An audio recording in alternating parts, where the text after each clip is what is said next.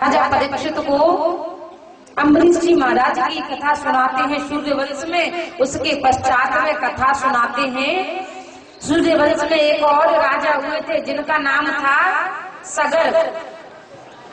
सगर को तो आप जानते होंगे ना। सगर की दो पत्नियां थी, सुमिति और केशनी। सुमिति के पुत्र थे असमंजस और केशनी के एक मांस का पिंड उत्पन्न हुआ था। क्रोध में आकर उसने उसके 60,000 टुकड़े कर दिए और संतों ने उसके 60,000 पुत्र बना दिए मंत्रों के द्वारा। तो राजा सगर के कितने पुत्र हुए? 60,001 पुत्र थे उनके। एक बार राजा सगर ने अश्वमेध यज्ञ किया। यज्ञ किया तो इंद्र भगवान घोड़े को चुरा के ले गए और घोड़े को चुरा करके ले गए और घोड़ा चुरा करके कहाँ बांध दिया? गंगा सागर में, जहाँ कपिल मुनि का आश्रम है, वहाँ जाकर के वो घोड़ा छोड़ दिया। अब यज्ञ का घोड़ा नहीं मिला, घोड़े की खोज की गई तो महाराज राजा सगर के 60,001 पुत्रों ने धरती को इतना खोदा कि महाराज समुद्र प्रकट हो गया। ये समुद्र जो है ना, ये राजा सगर के पुत्रों ने खोदा है। समुद्र प्रकट हो गया। 60,001 पुत्रों ने इतना खोदा महाराज पृथ्वी को, लेकिन घोड़ा नहीं मिला। और अंत में जब कपिल मुनि के आश्रम पर घोड़ा मिला तो महाराज उन्हें बड़ा क्रोध आया। बोले हम कहाँ ढूंढ रहे हैं, इन्होंने घोड़ा को यहाँ चुरा रखा। तो उन्होंने क्रोध में आकर के कपिल मुनि को मारना चाहा, प्राण लेने चाहे उनके, लेकिन ऋषि की जैसे ही नेत्र खुलते ही महाराज वो सब के सब राजा सगर के 60,001 पुत्र जल करके राख हो गए।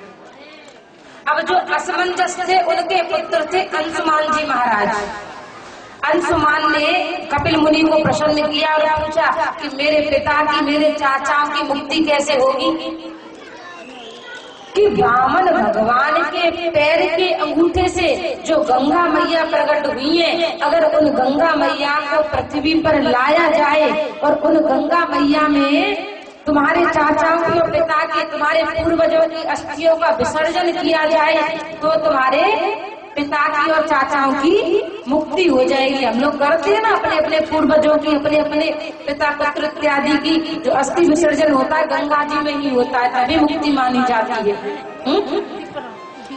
तो उन गंगा मैया को पृथ्वी पर ले आओ तो मुक्ति हो जाए।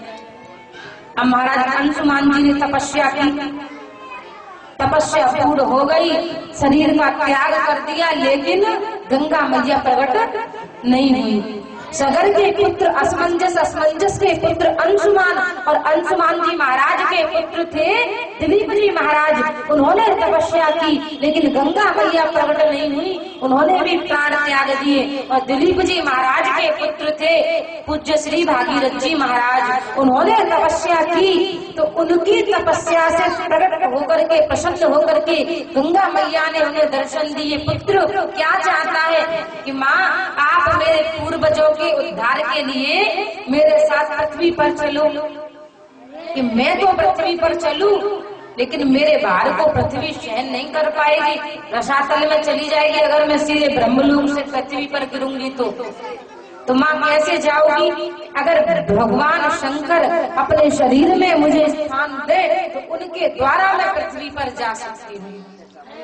तो भगीरथ जी महाराज ने तपस्या की भगवान शंकर की और शंकर भगवान ने अपनी जटाओं में गंगा मैया को स्थान दिया और उसके पश्चात वो पृथ्वी पर आई। कि बोलिए गंगा रानी की। सगर के जितने भी पुत्र और इत्यादि थे सबका विसर्जन किया भगीरथ जी महाराज ने गंगा में, सबकी अस्थियों का, और सबको उद्धार कराया, सबकी मुक्ति कराई। एक बार किसी ने कहते हैं कि गंगा जी में स्नान करने से सारे पाप धुल जाते हैं। तो किसी ने गंगा मैया से पूछा कि माँ सब लोग तुम्हारे पास आते हैं और शुद्ध होकर चले जाते हैं और तुमको अपनी सारी गंदगी दे जाते हैं, सारे पाप तुम में छोड़ जाते हैं, तो तुम तो पवित्र हो जाती होंगी, तो तुम कैसे पवित्र होती हो फिर?